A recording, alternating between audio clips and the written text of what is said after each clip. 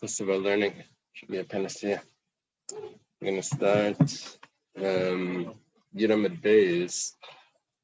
I have a small hay at the beginning of the line. Gidel Bar Binyamin.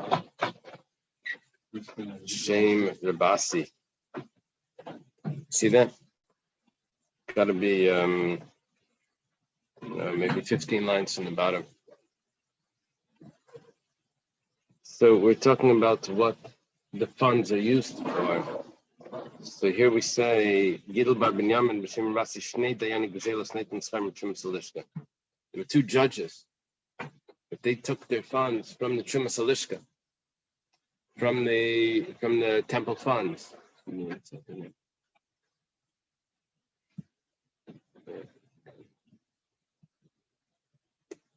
From the Shekalim, from the Shekalim. Question is, how can these judges take from the Shekalim? I mean, it's not a sacrifice. Sacrifices are basically the Shekalim. The commentaries say this is a salary. The commentaries say that because sacrifices were not allowed to be brought from stolen animals, so these judges were there to check if the sacrifices were stolen. So anyway, okay. So does this come down to my early question? The police, where they can line? Oh, where did they get there? Yeah. Yeah, it didn't tell me who. It didn't tell us where they got paid from.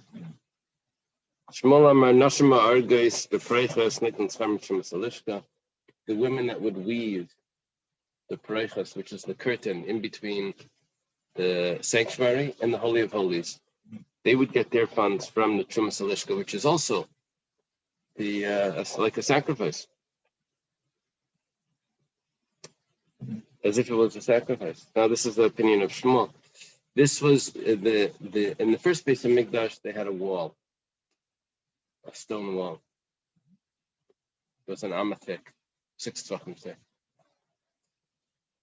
In the second base of Mikdash, because the ceiling was raised an extra 2 amas, so the wall, they couldn't get the wall to go straight up without bending or something. It was too high. So 30 amas high, it was in the first base of English. So what they did was they made it into curtains, 2 curtains. Now, so the opinion of Shmuel is that these curtains, the funds come from Trumas Alishka. Rab Chuna Amar Trumas Bedek Abayis says no. This is a construction item, and that comes from the construction fund. That's Bedek Abayis. Bedek Abayis would be whenever someone says, "I'm donating this to the temple," what he means is Bedek Abayis. It goes to that fund, what they need for the upkeep. Ma'apolik. What's the argument between Shmuel and Rab Chuna? Shmuel abedla kekarban. Now the grass switches this carbon to kalim. Shmuel considers it like a klisharis, and the explanation for klisharis would be like this: that since there are certain sacrifices where the blood is sprinkled on the parechas, so blood sprinkled on the parechas means that that's like a vessel that contains the blood. So therefore, the funds for that parechas come from the shekalim. Really, what were the klisharis? There was a whole discussion. What did we say? Meiser hatruma could be used for the gold. Meiser truma like klisharis, according to Rabbi Shmuel. Meiser nasachim was like klisharis, according to Rabbi Akiva. Meiser truma, according to Rabbi Shmuel, skanakainim was like klisharis. So that's okay.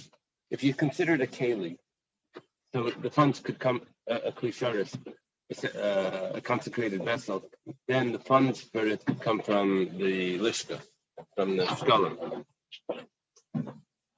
However, Rav Chuna, says Rav Chuna Abed L'Kibinyan, he considered it, yeah, I know the blood gets sprinkled on it, but it's a part of the construction. And the construction doesn't get their funds from from the Shekalim. So therefore it has to come from the Bedek Habayis. Amar Rab Chizkiya, Tana Yehuda Bar Gadgades. I had to add the word bar. Hakteres B'chol Karbanas Atzibur Ban Mitzumas Alishka. Okay. Where did they get the funds to purchase the Ketairos from? Comes from the Shekalim. And all community sacrifices also come from the Shekalim. Mizbeach Hazav B'kol Kli Sharis Ba'im Nemaisim Nesachim. What's left over from the Nesachim? From the wine and the flour. That would go to the Mizbeach of the golden altar and other vessels. You know, we read in the Parshas Truma and Tetzava by Yaakov Kude about the construction of the Mishkan. You think that it was made in the desert, and then that was good. And then we read in Malachim, involved in Zion, that there was construction by Shlomo for the. You think, okay, that's good, but over 400 years, there's a lot of maintenance and things need to be replaced. And where does the money for that come from? Yeah, look at any building. Okay.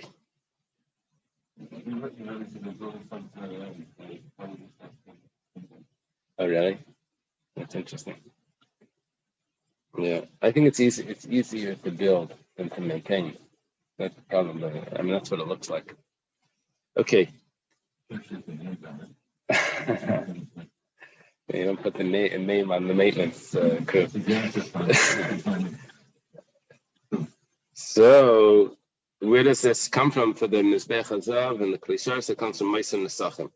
Mizbeach Ha'oila V'Heichal V'Azaris B'Im Mishyari Alishka. This is the outer altar. This would be more considered attached to the ground. The Heichal is the sanctuary. V'Azaris, or the courtyard.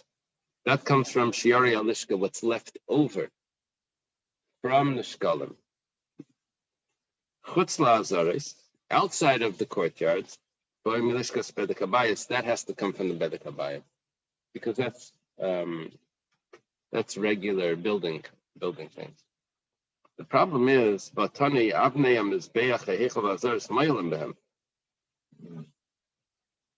now I have to make read the Gra here, because the Dalet says he switches it instead of Avnei Mizbeach. The Gra switches it. Now Yerushalayim is outside of the courtyard. When you make that switch, you have the question over here. The stones of Yerushalayim, if you use them for anything else, there's Me'ilah. You take them out and you use them for something else. Now, how is their Me'ilah means personal use from consecrated items, property. Now, how is their Me'ilah if it was never really sanctified? We're saying that it comes from Bedek Habayis. We're asking that there shouldn't be Me'ilah on something that's Bedek Habayis. I don't know if that's really so. No, we're not asking because of the Bedek Habayis. We're asking because it says that it comes from Shirayim.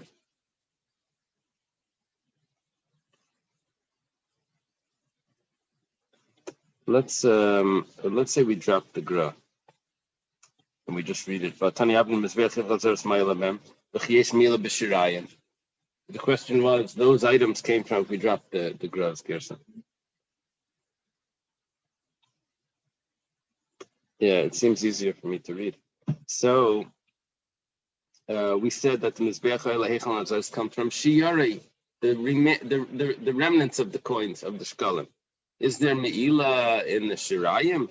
Elika Rab Meir, there are Me'arim Amayim b'Shirayim. Rab Meir says, yes, there is. There is Me'ilah in the Shirayim. And what's left over? Amar Rab Chinana, Rab Chia, Klamam Rab Meir, El B'teich Shnasai, V'achachutz L'Shnasai Nankem. Okay. When is there Me'ilah b'Shirayim according to Rab Meir? Everyone contributes coins to the Beis Hamikdash, to the for the sacrifices Shekalim. Those coins get used there's coins remaining. So Reb Meir holds that those remaining coins also there's meila. You can't use them for personal use. If you do, there's meila. Well, what are they used for? So here we're learning they're used for the mizbeach and the azara, etc. That's only during that year. The next year they make a new collection. What happens to those coins from the previous year? So no one holds that there's meila anymore. There's only meila during that year. But since those coins later on could also be used for construction, so for the heichal and the mizbeach. So how was there meila according to that brisa? Amar Rab Chizkiya, Tana Rab Yehuda, Good Goddess, Hashulchan v'amner v'amizbeches v'apreches ma'akvin as a karbanas. I don't know if that answers the question, or if it's just saying a new thing.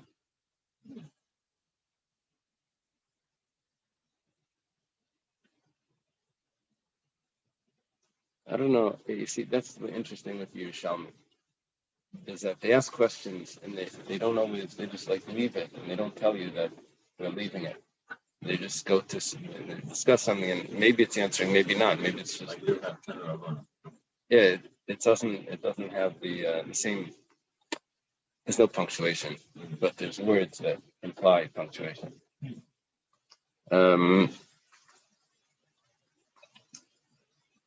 So he says that the shulchan, that means the table that has the showbread, the menorah, and the mizbeach and the preches, they affect the validity of the sacrifice. That means if the sacrifice is brought and these things happen not to be there, maybe like after the Hanukkah story or something, so the sacrifices are not valid. The Reb Meir, the Chacham say, "Ein lecha ma'akev as a karban ela hakiyar v'hachin belvad." Now here the Grach fixes it to hakarkov v'akeren belvad. The only thing that affects the sacrifice is the rim. There was a rim that went around the mizbeach, the sefer. That needs to be there, and also the corners need to be there. Otherwise, everything else is fine. And the Rabbanan say, according to this, that there's a kiyur as well. We have. I don't know what he does with these girsais.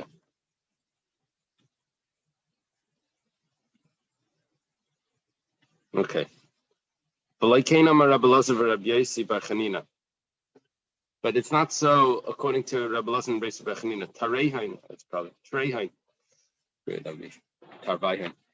Tareihain Amrin, they say Kol Hein Diksiv Neichach Ma'akiv. Tzela Ein Ma'akiv. In those parshias of Vayakel Kude, it says over there where to place the items that were constructed for the Mishkan. So if it says Neichach, you place it opposite something. Then if it's not there, it's Ma'akiv. The carbon is not valid. If it says Letzela, you put it on the side, this side, north side, south side, that doesn't affect. He says no. If it says that it's supposed to be on a certain side and it's not there, the carbon is not valid.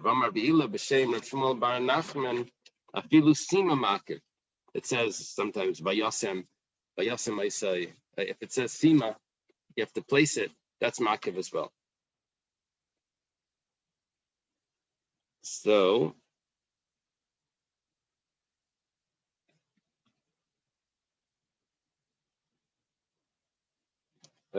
what happened over here? The Chachamim said that you only need the corners and the Seder. And here we're seeing that you need probably every item. Almost every item says Vayasem, Tzela, and Naicha. So Amar Rab Chanina kan b'aveda shebifnim, kan b'aveda shebachutz. It depends. A sacrifice that's only brought outside, I only need the seifet of the mizbeach and the corners of the mizbeach.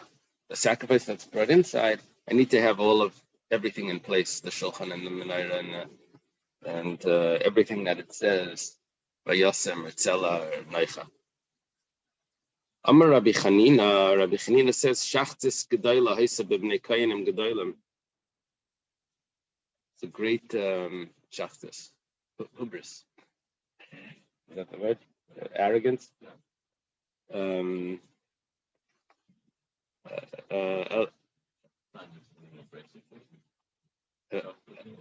It means very arrogant. Gasus. Very arrogant. The Kainim Gedolim were very arrogant. Sheyaser Mishishim Kikri Zav Hayamitzian Ba Shekapsha Shal Para Aimed Vlaya Echel Memaitzi Parase the Kapsha Shal Chaver Al Seser Banisem Mishalai. They had to have this ramp that went from one mountain to another mountain. From the Temple Mount, they had to go over to the Mount of Olives. They had to go over, and because the Paraduma was done on the next mountain, wasn't done. And you had to be able to see right through the doorways. They made the doorway especially be able to see, and they had to walk over that. The people that were performing that service, so they would rebuild that bridge,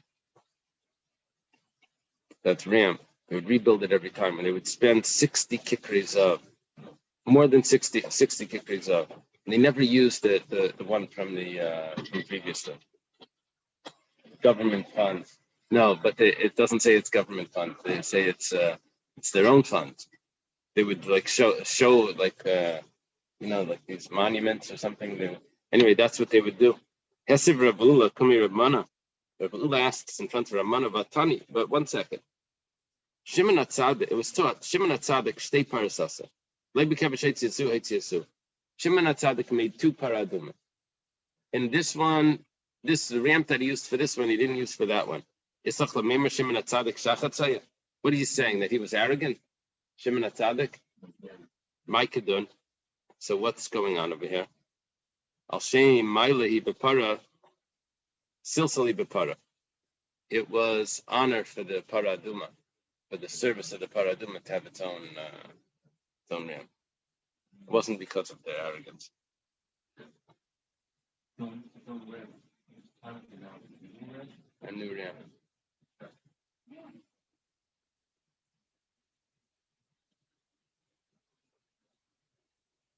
Tani Zizin Uksalem Hayu Yaitzim Mikan Kadesh Lai Yatzitsu Hakainim Viyatama.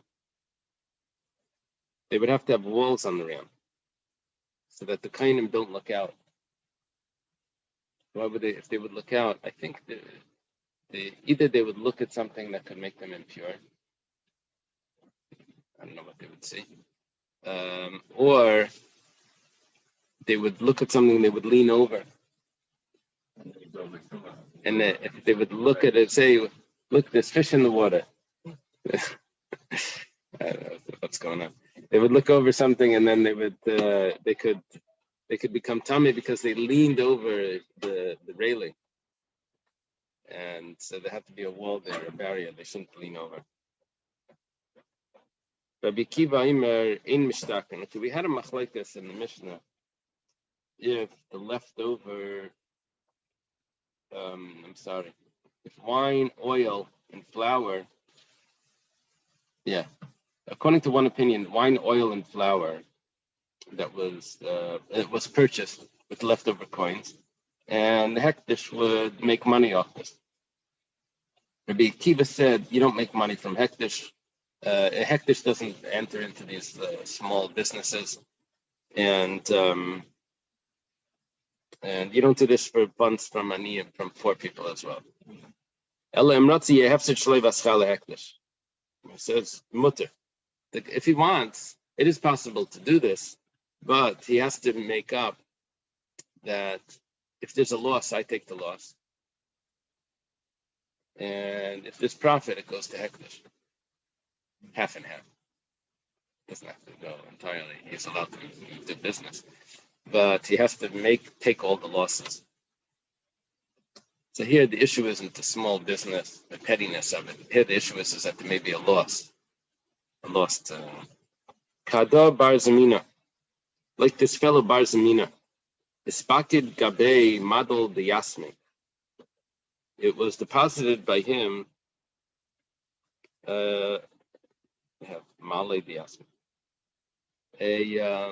A storage house of orphans. Also V'sholer Ramana. So he asked Ramana, Am I allowed to use this to make some business? Interesting question. If someone is in charge, what do you call someone that's in charge of something estate? Guardian. A guardian. This is like the rules of the Apitrophus, Apitrophus, right? who wants to do business to help the orphan. Right. Yeah, I know a guy that's that was a guardian. Or, I don't know if that's the word that they use. Executive. What's it? Executive. So he was, the father passed away, left a big inheritance for this little child that was, 5 years old or something. And this guy was like in charge of this huge fund that was waiting for this boy to turn 18. So what did he do with this? He was always in fights with the wife, with the widow. That's basically how he described it. That's about how it works. She says like, spend more. So anyway, so this fellow, this Barzamina is asking, can he use the money for business? So if you're willing to take all the losses, then yes. It's interesting. And the profits you'll split. Yeah, it gets complicated because what do you consider a loss? This was an expense. This was I'm reinvesting. Okay. Reb Chia bar Ada is spaket gamimadal the Yasmin Vavid King. Reb Chia bar Ada, he actually had this.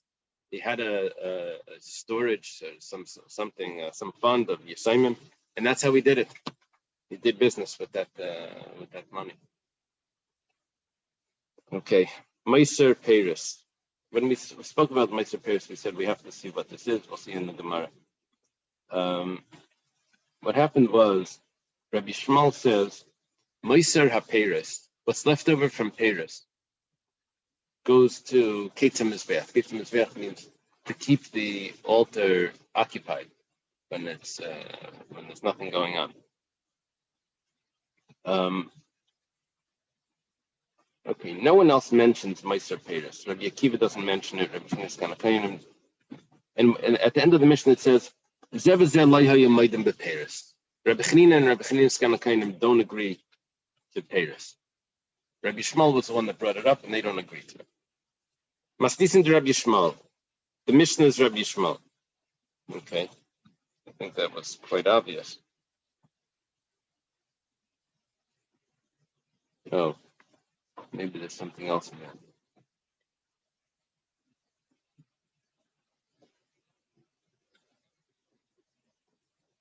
I don't know. The Rabbi Chia bar Yosef Pasar Masnisa Meiser Paris Schar Lehektish. Oh, the following brisa. That's what it must mean. Meiser Nesachim Zu Sa Revius. Must be something missing here.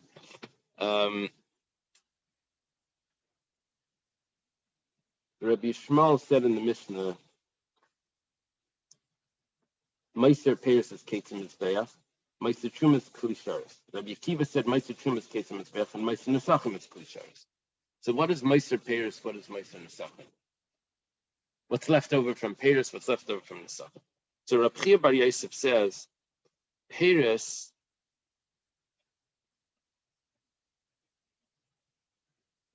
is schar lehektish. That means if business was done with the wine and the oil and the flour, that income that is called Paris, which goes to hektish. What do you do with that money? So that money goes for Ketzim Mizbeach. But what is Paris? Is the profit that hektish makes off that small business. What is Meiser Nesachim? How do they have leftover wine? How does that work? Or oil? The way it works is like this. They make up at a certain time what the price is going to be. The farmers, they buy,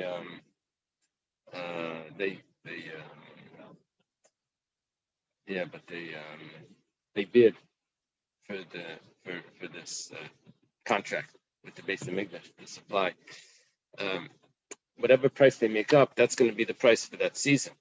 If the price changes, so then the house wins always, and they end up paying less, even if though the price went up. So Meiser Nesachim is Usaravias. If they made up that they're going to give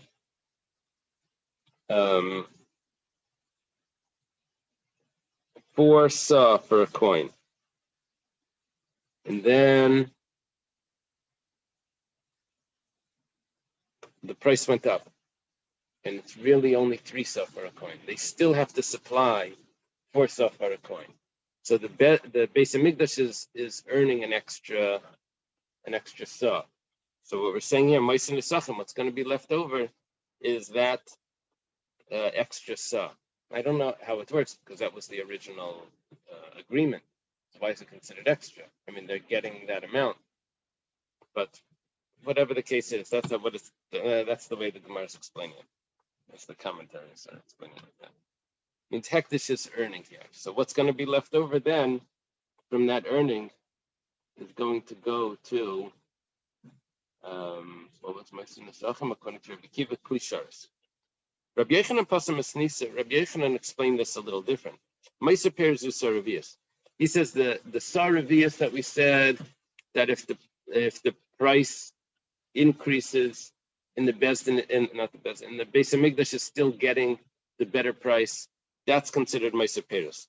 Meiser Nesachim, the Berutzin. Meiser Nesachim is like this: when the people would sell to the Beis Hamikdash flour, or they would have to sell it in a measurement that was heaping.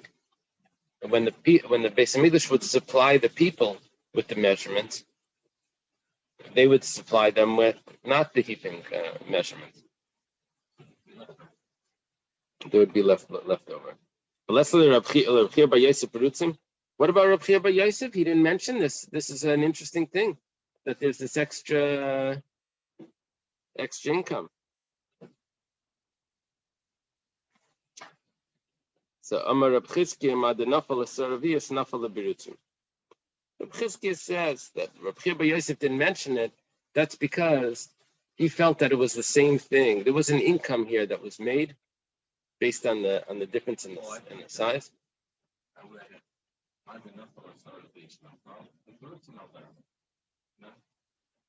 I didn't read it like that. Although over here there's a lot of freedom to read it. But the Nafal, that's how I read it. Okay. So he says the same halacha would apply, that the Saravias, according to Reb Chia Bar Yosef, which that's considered Meiser Nesachim, that's also Berutzim. That's also Meiser Nesachim. They said both, but he said that one. Maybe that one was more interesting. He said that one. Al daiti de Reb Chia Bar Yosef nicha. According to Reb Chia Bar Yosef, everything works out well. You're not allowed to make business. So, when it says Peres, Reb Chia Bar Yosef explained what Peres is. He says it's the income that comes from the selling of the wine and the oil. They would make money by selling them. And then the end of the Mishnah says that Rabbi Akiva and Rabbi Shmuel Kanakaim don't agree to this. Great. We said, Rabbi Akiva actually said he doesn't want business being done, so perfect. Al daiti de Rabbi Yochanan kasha. But according to Rabbi Yochanan, there's a question, because Rabbi Yochanan says that Peres is the Saravias. It's not a business that the Beis Hamikdash is doing. It's the price that was set at the beginning of the season, that's considered Peres. So what are you saying? That Zev is Zel Layayimaidim bePeres? Vataninan Amdu ben Gimel Yaspik Midalet. Vitaninan Zev is Zel Layayimaidim bePeres. We have a Mishnah that says clearly how it was done, and then it says also that they didn't agree to it, to Peres. What does it mean they don't agree to it? We have a Mishnah that says that that's how it was done. If they set the price for 4, 4 measurements per coin, and then the price of the wheat or whatever went up, so they would get the original price. When it says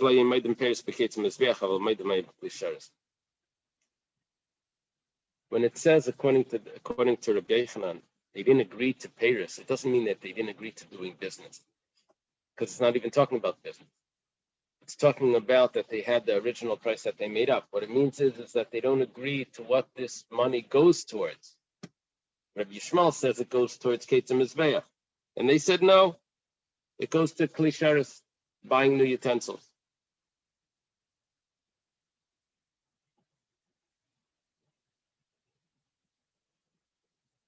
Yeah, the way this would come out, my father had a story in Rhode Island years ago. It was an old mikveh. They collected money for a new mikveh. And the community came up with some other idea of what they were going to do. And it became a whole conflict, because should the funds go to the new mikveh? Yeah, it was like here, this is we have this money. What's more important, this or that? Excuse me. I don't recall what Ketzah Mizbeach is. Ketzah Mizbeach is the dessert of the Mizbeach. The After dessert? everything is finished on the Mizbeach and it's just left sitting there, so we put on other oilas just to keep the Mizbeach busy. Ad kidun birutzi tzibur, va'afilu birutzi yachid.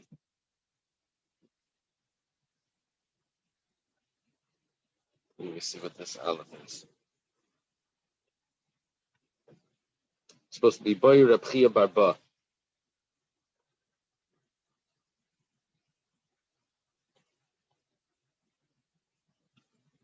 Yeah, that's how the Taklan Chadakin's gifts and the Gra.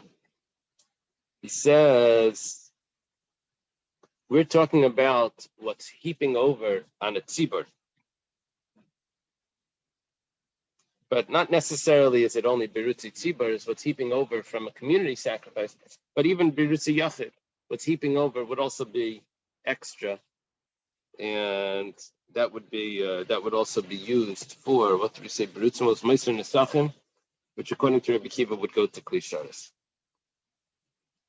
Klisharis by Mishal Yachid. If they didn't have a klisharis, so they could use an individual to donate the klisharis.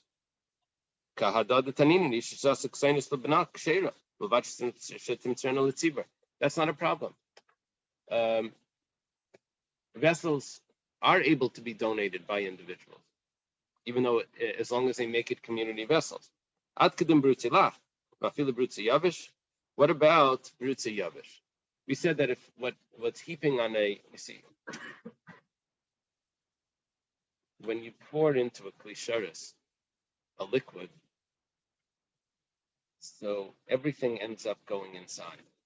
Even what spills over is not because you piled it up. Everything goes inside, and what spills over was liquid that was already inside. Birutze Yavish, that's Birutze Lach, a liquid. Birutze Yavish, the flour that's on the top was never inside the vessel. So what about that? Does that get the same level of holiness that we're going to say that Birutzim are going to go to purchase other klisharis? Kehida tanin taman nesachim shekitzu bekeli, v'nimtzu azevach pasol, im yeshim zevach acher yikrevu imay, v'im lav lanu yifsalu belina. Apparently,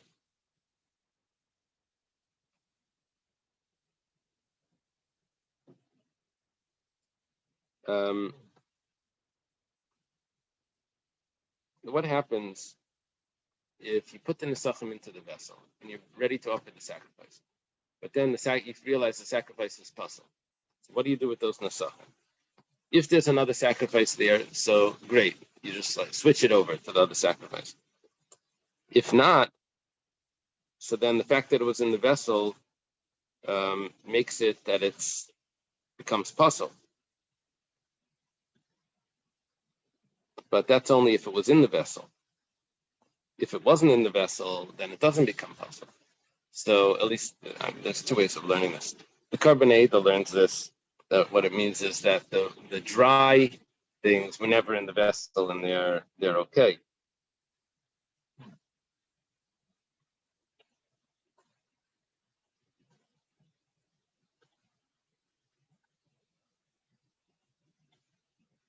Yeah, he also Takman Chavitin also says it's what's dry is okay. Okay, next Mishnah. Ma'aser Keteiros. It's the question for Yitzchak Kasowitz. Leftover Keteiros. How do they have leftover Keteiros? So it was divided. They had 365 portions, right? And then they had an extra 3 for Yom Kippur. How do we say? Shalosh mitzvah shishim, shmeinim manim ma'eva. Shalosh mitzvah chamisha, kaminin meisachama. And then they had shalosh manim meseirim, shemim machnas kan gadol moichafna, that he would do. Okay. So either when the Kohen Gadol would put in his hands on Yom Kippur to get the those extra 3, it wouldn't all come up. You wouldn't get all 3 measurements. You would have leftover. So my secretaries, you have leftover. Other commentaries say what it's referring to is how many days in the year are there?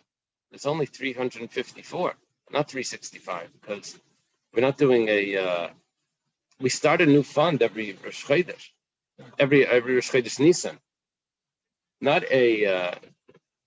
January 1st. It doesn't go with the 365 with the solar calendar. It goes with the lunar calendar. So you had always 11 days extra. I mean, when you read that in the Keteiros, you're like, what's going on over here? Why did they measure it? Anyway, every year you have 11 days extra. Now, according to this interpretation, I don't understand what they would do on the leap year.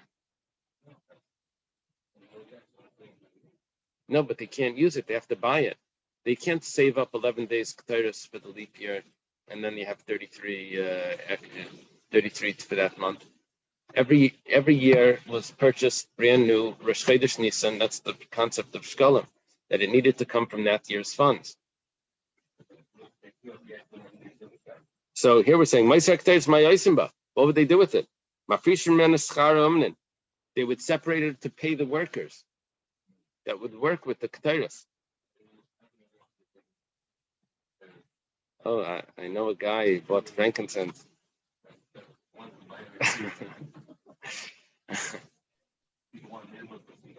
But the problem is that Keteiros was sanctified. How do you give the Keteiros to these workers? So Michal What's the work with the Keteiros? Wasn't it? Don't we read every day that it was made once every 70 years?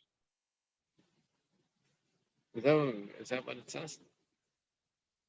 No, they made it every year, right? Where does it say?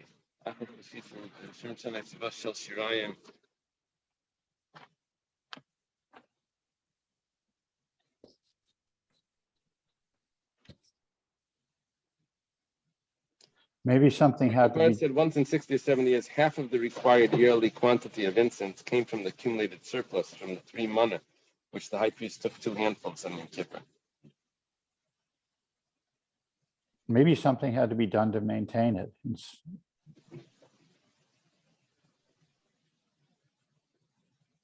Because even on the church days, once a year, they get paid for once a year. That's that. Yeah, maybe they had to mix it every day. Maybe something to keep it fresh or whatever.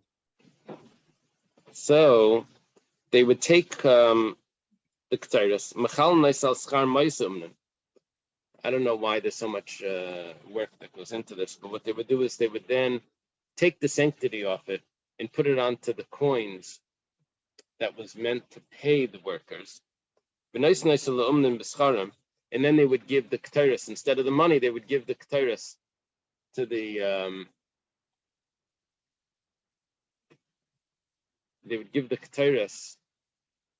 to the workers. I mean, the workers probably want money, but this was how they would do this. Was that first they would give the Ketores to the workers, and the money that was meant to go to the workers would get the sanctity of the Ketores. Now the Ketores loses; it's desanctified. Then they would go to the workers and say, "Hey, I heard you have Ketores, and we have new coins here that we need to buy this year's Ketores with, and you happen to have Ketores, so can we buy the Ketores from you?" And then the Ketores would go back to the base of English, and the workers would get money. If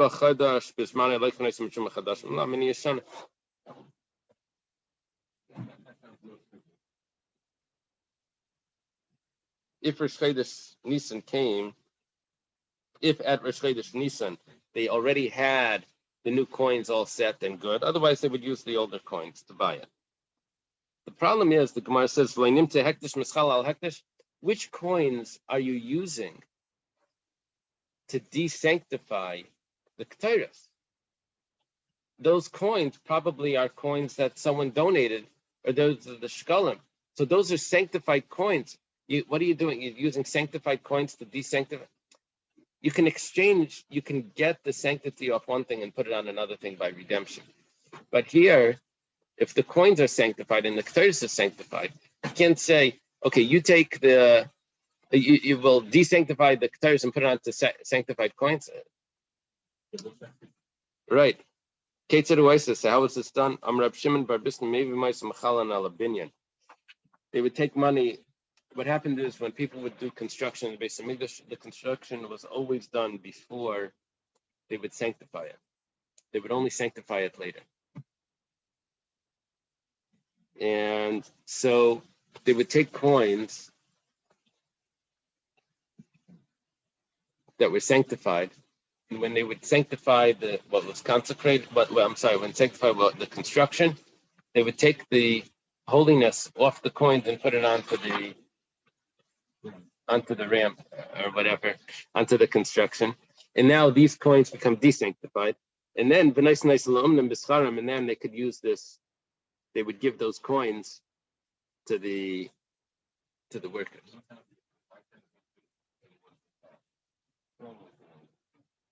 Cash of the is hekdesh.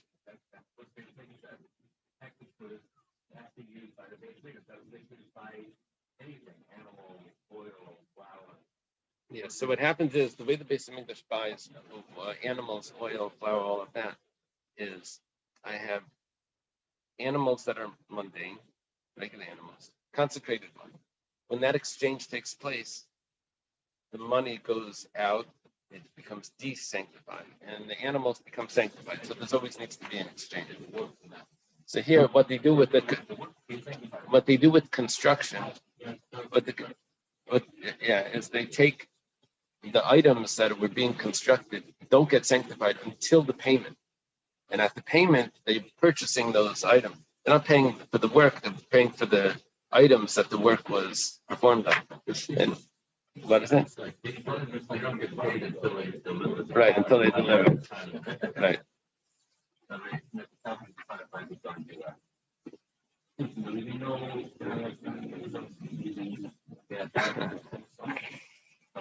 So,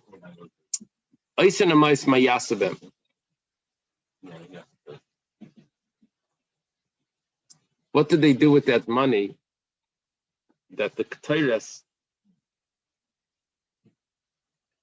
was redeemed with? Rabbi says, I say, Yinasan lebeis garma lebeis avtina shei bekim pitim akteres ma'asalachem apanim. 1 second, let me get the.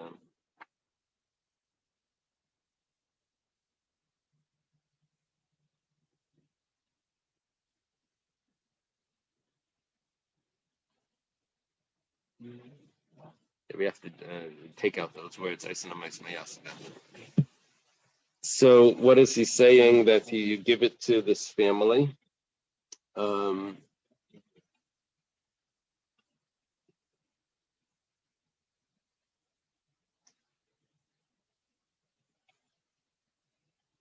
Maybe it just means the Ketairis itself was given to this family to work with it. Amar of Shmuel bar Rabbi Yitzchak, v'hein shayu chayavim lemayis mishar rishayna. When you pay workers, you have to always pay them on the product, but you don't pay them ahead of time. Yeah. Right. Reb Chia Barba, boy. Reb Chia Barba has a question. Let's say they didn't do work yet, and you have this money. What do you do with that money that was used? Yeah, 1 second.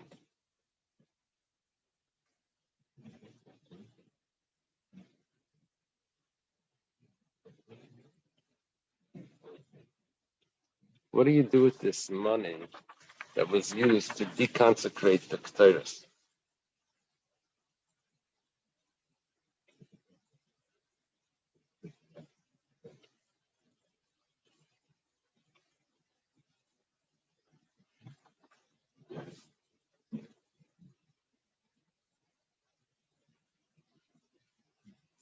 So, if there was no work that was performed, so Asa, what's the Gimel over here?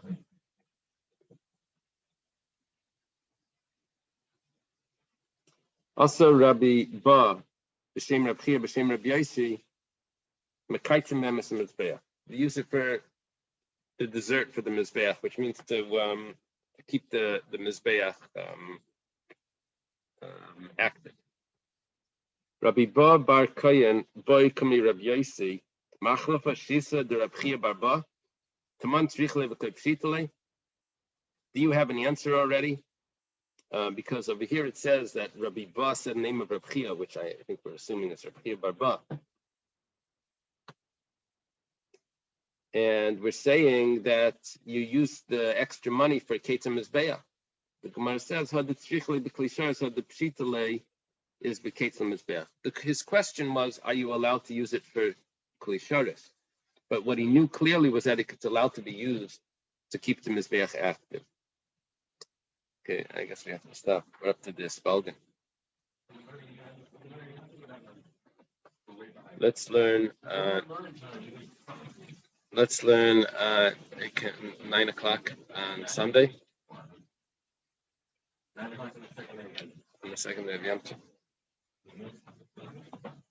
So let's just see where we're going to be up to.